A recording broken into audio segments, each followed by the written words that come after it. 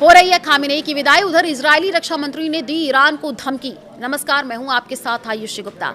Iran के पूर्व सर्वोच्च नेता अयतुल्ला अली खामेनेई को 2 दिनों तक सार्वजनिक श्रद्धांजलि देने का कार्यक्रम अब समाप्त हो गया है।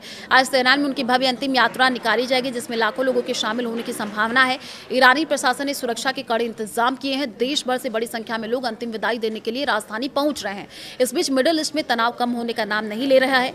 इजरायली सेना ने दक्षिणी लेबनान के नब्तिया इलाके में हवाई हमले किए। यह हमला ऐसे समय में हुआ जब पिछले महीने अमेरिका की मध्यस्थता में इजरायल और लेबनान के बीच संघर्ष समाप्त करने के लिए एक समझौता हुआ था।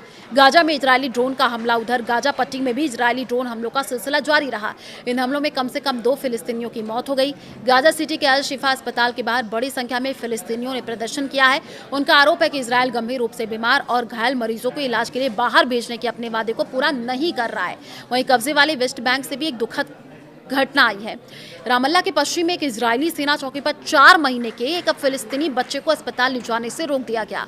इलाज में देरी होने के कारण मासूम बच्चे की मौत हो गई। इस घटना के बाद क्षेत्र में गुस्सा बढ़ गया। लगातार हो रहे हमले और मानवीय संकट के बीच पूरे इलाके में हालात बेहद तनावपूर्ण बने हुए हैं। फिलिस्तीनी उपनिवेश और दीवार प्रतिरोध आयोग के अनुसार 2026 के पहले 6 महीनों में इजरायली सेना और यहूदी बसने वालों ने कब्जे वाले वेस्ट बैंक में 11,074 हमले किए हैं। आयोग का कहना है कि यह बढ़ोतरी इस बात का संकेत है कि इजराइल वेस्ट बैंक में नई बस्तियां बसाने और फिलिस्तीनियों को उनकी जमीन और घरों से हटाने की मुहिम को तेज कर रहा है। आयोग के मुताबिक इन कार्रवाइयों के कारण कई फिलिस्तीनी समुदाय पर लगातार दबाव बढ़ रहा है। उन्हें अपना इलाका छोड़ने के लिए मजबूर किया जा रहा है। इजराइल को नुकसान पहुंचाने के बारे में सोचा भी तो बनोगे टारगेट। जी हां, कॉड्स इजराइल के रक्षा मंत्री इजराइल कॉड्स ने ईरान के नेताओं को बड़ी चेतावनी देते हुए कहा है कि अगर कोई भी ईरानी नेता इजराइल को नुकसान पहुंचाने की कोशिश करेगा तो उसे भी निशाना बनाया जाएगा। इजरायली मीडिया के अनुसार कॉड्स ने दावा किया कि अयतुल्ला अली खामेनेई इजराइल को नष्ट करने की योजना का नेतृत्व कर रहे थे, इसलिए उन्हें निशाना बनाया गया। उन्होंने कहा कि इजराइल किसी भी खतरे का जवाब देने और अपनी सुरक्षा के लिए हर समय तैयार है। इससे पहले कॉड्स ने खामेनेई के बेटे और उत्तराधिकारी मुस्तफा खामेनेई को भी निशाने पर होने की बात कही थी। इस बयान पर ईरान कड़ी आपत्ति जताई। ईरान के विदेश मंत्री अब्बास अरागची ने कहा कि ईरानी जनता और नेतृत्व की दी गई किसी भी धमकी का तुरंत और सख्त जवाब दिया जाएगा।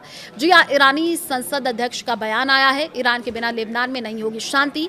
ईरान की संसद के अध्यक्ष और देश के प्रमुख वार्ताकार मोहम्मद बाकर गालिबाफ ने कहा कि ईरान की भूमिका के बिना लेबनान में स्थायी शांति संभव नहीं है। उनका कहना है कि क्षेत्र में स्थिरता बनाए रखने में ईरान की अहम भूमिका है।